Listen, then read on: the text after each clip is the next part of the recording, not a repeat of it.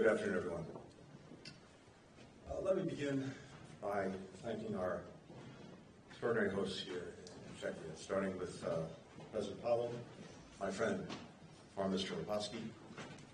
Thank them for hosting this meeting of NATO's foreign ministers in advance of the NATO summit, but more important, to thank them for the remarkable ally and partner that Czechia is, demonstrating over these 25 years of its membership in the alliance how much it contributes to our common defense, to our common purpose, and to sustaining our common values. I also want to thank Secretary General Stoltenberg. I've said this many times before, it bears repeating. His vision, his tenacity, his leadership of this alliance during a highly consequential decade has been nothing short of remarkable. And he's got more leadership to do as we get to the summit in Washington. It's not an overstatement to say that this is a critical moment for transatlantic security. We've seen in recent weeks Putin ramping up offensive against Ukraine and Kharkiv in the northeast, Ukrainians continuing to show extraordinary courage in resisting the Russian aggression. The Kremlin's also been intensifying its hybrid attacks against frontline states, NATO members, setting fire and sabotaging supply warehouses, disregarding sea borders and demarcations in the Baltics, mounting more and more cyber attacks, continuing to spread disinformation. I can tell you that in the meeting of foreign ministers today, virtually every ally was seized with this intensification of Russia's hybrid attacks.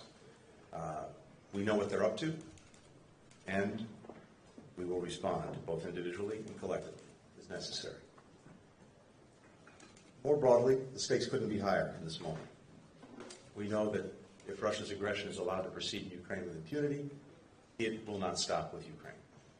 And other would-be aggressors in other parts of the world will take note and consider pursuing their own aggressions. By continuing to strengthen Ukraine, by continuing to show our determination to make sure that it can effectively defend itself, we're also strengthening the security of the United States, of Europe, of free countries all around the world. I was in Kyiv a couple of weeks ago, and one of my messages then was that Ukraine is not alone. As the Ukrainian people continue to fight for their freedom, for their independence, for their prosperity, for their democratic future, a future where they decide for themselves the trajectory of their country, they're not alone. The United States is with them. Ally after ally in NATO and many countries beyond are with them as well. And I heard that reinforced loudly and clearly today among the NATO allies. Since Congress passed the President's supplemental budget request of $60 billion last month, with overwhelming bipartisan support in our country, we've sent assistance surging to the front. Tens of thousands of artillery rounds, thousands of anti-tank mines, air defense capabilities, already making a difference. Partners are speeding up their own deliveries to Ukraine, doing more than their share. We saw yesterday, and some of you were with us, how Czechia is sourcing artillery shells around the world and transferring tanks as well to Ukraine. The Netherlands and Germany are contributing additional Patriot air defense systems. Sweden is sending $1.3 billion for radar surveillance aircraft, artillery shells, armored vehicles, and the list continues. Thanks to the extraordinary bravery of the Ukrainians, and thanks to this enduring, strong support from partners, the front in the east and northeast is stabilizing.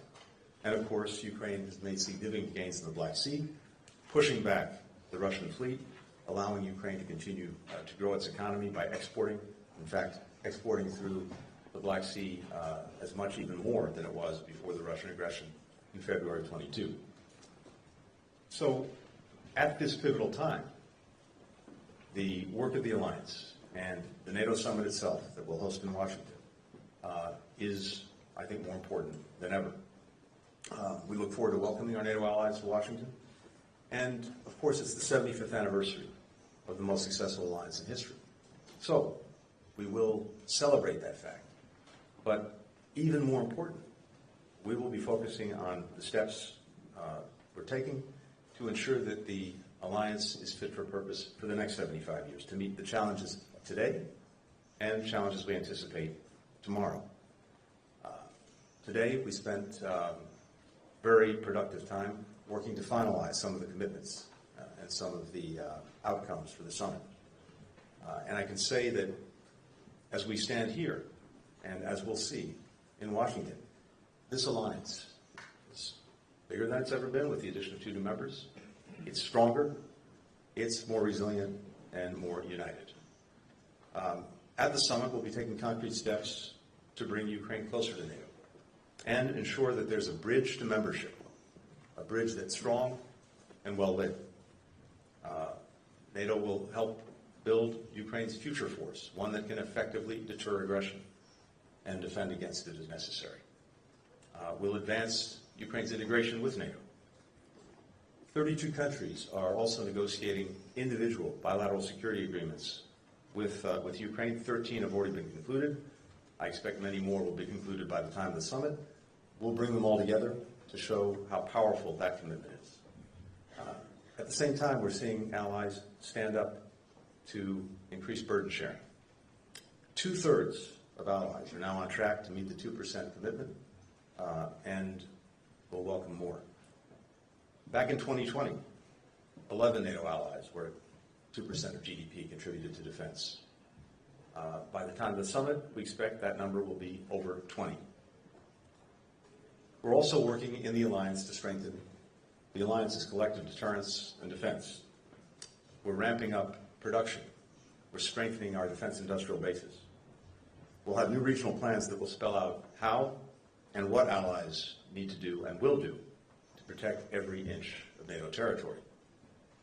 And we're deepening cooperation between NATO and critical partners, the European Union, partners in the Indo-Pacific. And here, just as allies today were seized with the hybrid threat that has grown from Russia, they were also seized with China's support for Russia's defense industrial base. And as I've had occasion to discuss before, including in China, what we've seen from China is not the provision of weapons to Russia, but the provision of critical inputs that have allowed Russia to accelerate its own production of tanks, of missiles, of shells. 70% of the machine tools that Russia is currently importing are coming from China. 90% of the microelectronics that China is importing are coming from China. And I heard ally after ally today raise their deep concern about this, and it only made even more clear to me what I shared with Chinese counterparts in Beijing. China cannot expect, on the one hand, to improve relations with countries of Europe, while on the other hand, fueling the biggest threat to European security since the end of the Cold War. None of us are under any illusions about the challenges we face today and will continue to face in the days and months ahead. But 25 years ago, Czechia joined NATO ahead of the alliance's 50th anniversary. A daughter of Prague, my friend, mentor, predecessor, Madeleine Albright, reminded us that, and I quote, "When we stand together, no force on earth is more powerful than our solidarity on behalf of freedom." That conviction was reinforced for me today by what I heard from all of our allies, and I can tell you it will be further reinforced when we come together in Washington. It's been true for the last 75 years. We're on track to make sure that it's true for the next 75. For the first question, we'll go to Humaira Pamuk with Reuters. Hello, good afternoon, Mr. Secretary. I have two questions, one on Ukraine, one on Gaza. So the Biden administration has allowed Ukraine to strike targets inside Russia to defend Kharkiv.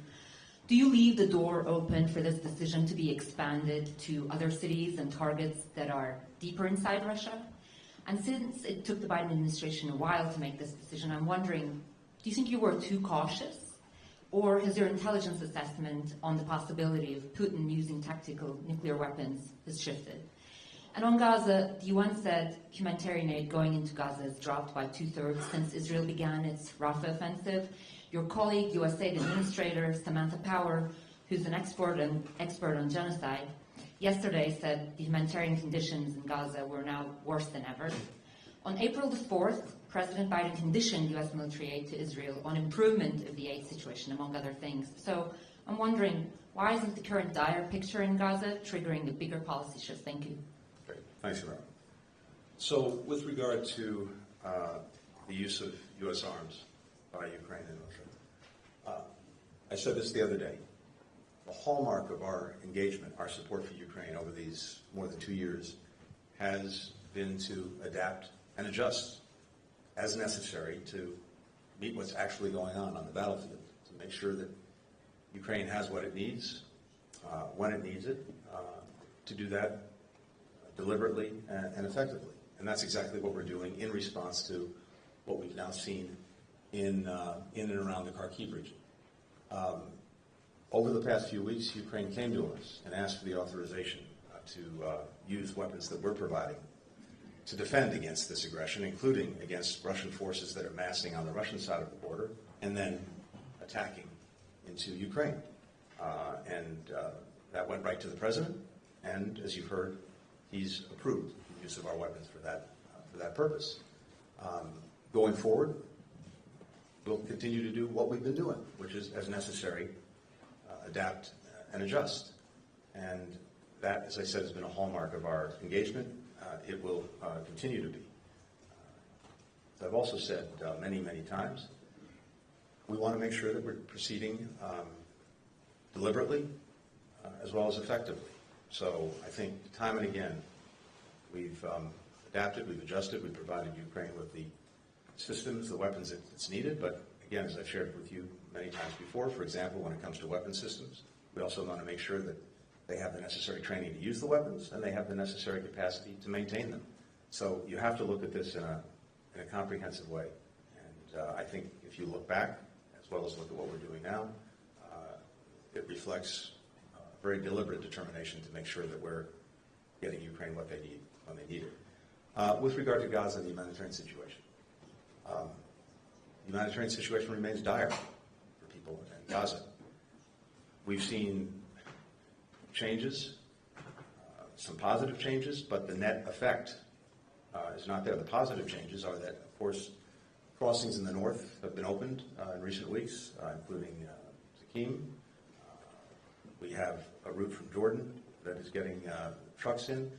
If you look at the number of trucks that are actually getting to Gaza and going in, it's up significantly. But distribution within Gaza is not working effectively. And part of the reason for that are the combat operations in the south. In addition, Rafah gate continues to be closed. President Biden secured an agreement with Egypt and with Israel to make sure that goods could go through Kerem Shalom, including goods coming from Egypt. But Rafah remains closed, and that's a real problem. So the focus that we have, continue to have, and are working on intensely every day is, again, making sure that we're not just measuring inputs, we're measuring impact. And yes, the impact remains insufficient in terms of addressing the acute needs of children, women, and men in Gaza.